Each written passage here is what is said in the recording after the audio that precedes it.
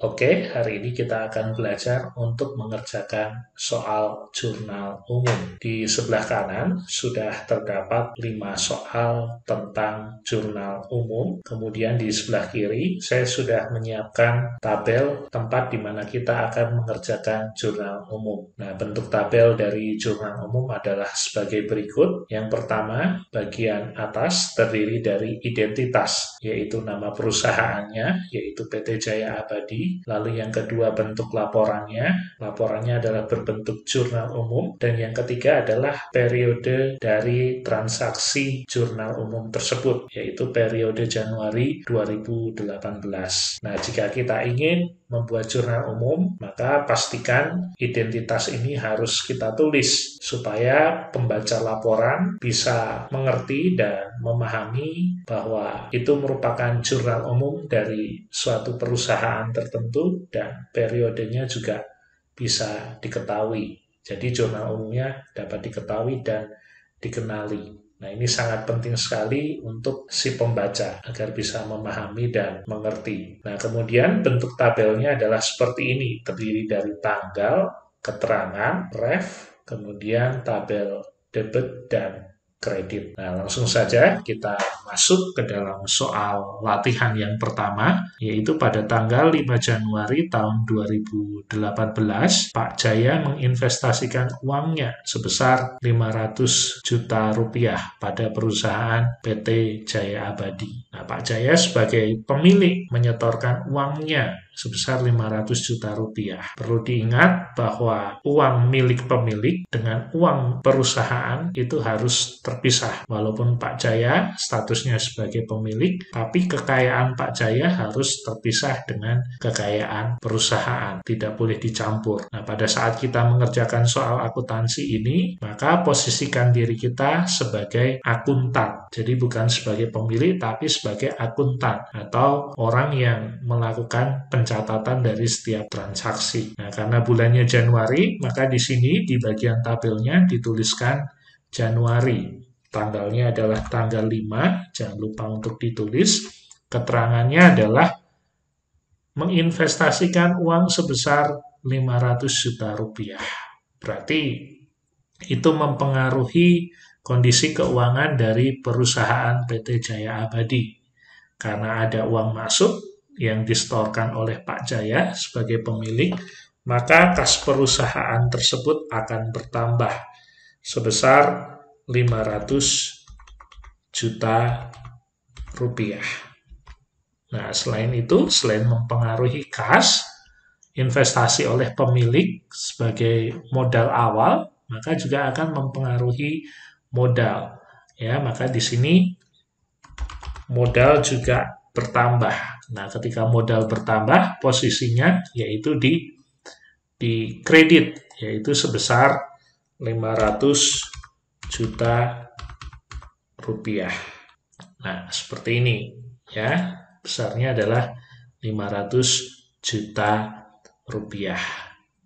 Itu untuk transaksi tanggal 5. Nah, ketika kita menuliskan kredit, maka penulisannya harus lebih menjorok ke dalam ya, karena untuk kredit aturannya seperti itu. Jadi antara debit dan kredit nilainya harus seimbang, atau kita lebih mengenalnya dengan istilah balance ya, seperti itu. Itu untuk transaksi pertama tanggal 5. Kemudian ada transaksi yang kedua, yaitu tanggal 11. Pada tanggal 11 Januari tahun 2018 dibayar uang sejumlah 20 juta untuk sewa kantor selama 1 tahun.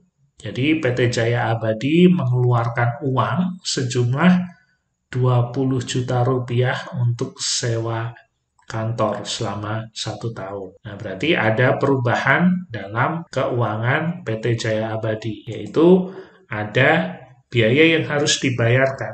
Nah, biaya yang harus dibayarkan itu namanya adalah beban sewa. Beban sewa senilai 20 juta rupiah. Nah, karena ada uang keluar, maka menyebabkan kas dari perusahaan tersebut menjadi berkurang. Ya, kas berkurang sebesar 20 juta rupiah.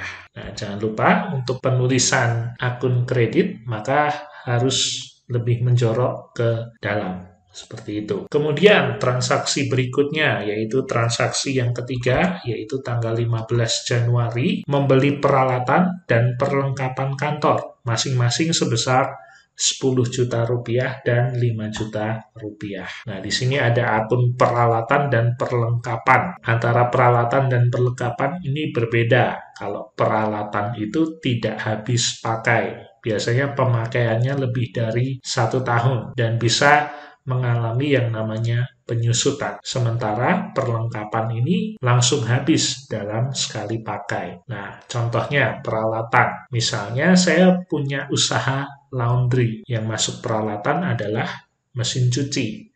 Karena mesin cuci bisa digunakan lebih dari 1 tahun. Sementara perlengkapannya yang habis pakai misalnya adalah deterjen atau gantungan baju. Misalnya ada orang laundry jas. Nah, maka kita harus memberikan gantungan baju juga. Nah, gantungan baju itu tersebut sebagai perlengkapan karena habis dalam sekali pemakaian. Seperti itu. Nah, tanggal 15 membeli peralatan. Maka kita tuliskan terlebih dahulu akun peralatan. Nah, peralatan ini termasuk bagian dari harta. Ketika harta bertambah, maka debit ya, harta bertambah posisinya di debit, yaitu senilai 10 juta rupiah. Nah, 10 juta rupiah. Oh, nolnya terlalu banyak. Ingat, ketika mengerjakan jurnal umum, jangan sampai salah. Kalau salah, maka untuk siklus akuntansi berikutnya juga akan salah. Jadi pastikan ketika mengerjakan jurnal umum dikerjakan dengan baik dan benar. Nah, selain ada peralatan, di sini juga ada perlengkapan. Perlengkapan senilai 5 juta rupiah. Ya, senilai 5 juta rupiah. Nah, karena ini tidak ada keterangan dibeli secara cash atau secara kredit, ya, maka kita menganggapnya kalau tidak ada keterangan berarti dibeli secara cash atau secara tunai. Nah, ketika kita membeli secara tunai, maka uang perusahaan keluar karena dilakukan pembayaran untuk pembelian peralatan dan perlengkapan. Maka kas menjadi berkurang. Berkurangnya berapa? Yaitu total pembelian peralatan dan perlengkapan. Ya, senilai 15 juta rupiah. Nah, itu untuk transaksi nomor tanggal 15. Nah, kemudian ada transaksi lagi tanggal 20. Menerima pendapatan dari penjualan tunai sebesar 10 juta rupiah. Nah, ada pelanggan melakukan pembayaran kepada PT Jaya Abadi menyebabkan kas dari PT Jaya Abadi menjadi bertambah karena dilakukan pembayaran sehingga masuk ke dalam pendapatan. Ya, berarti di sini kas bertambah senilai 10 juta rupiah.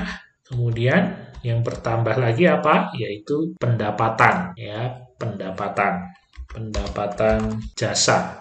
Di perusahaan jasa senilai 10 juta rupiah. Nah, kemudian transaksi yang terakhir yaitu membayar gaji pegawai untuk bulan Januari sebesar 20 juta rupiah. Nah, membayar gaji pegawai ada biaya yang harus dibayar, maka ini menjadi beban. Beban bertambah maka di debit, yaitu beban gaji senilai 20 juta rupiah. Nah, karena nolnya terlalu banyak.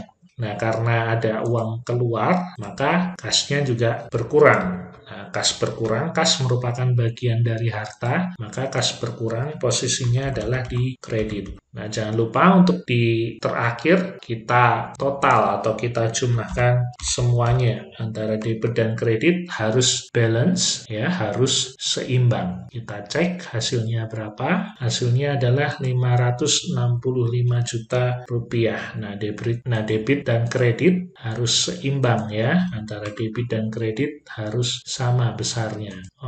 besarnya berbeda nih ya, berarti ada yang salah. Kita harus cek, nah ternyata ini nolnya kelebihan 1. Nah, harus balance ya. Nah, ini untuk mengontrol juga totalnya, supaya kita bisa melihat bahwa yang kita kerjakan ini sudah benar. Maka debit dan kredit harus sama atau harus seimbang, harus balance. Ya, demikian cara atau langkah-langkah untuk membuat jurnal umum. Terima kasih.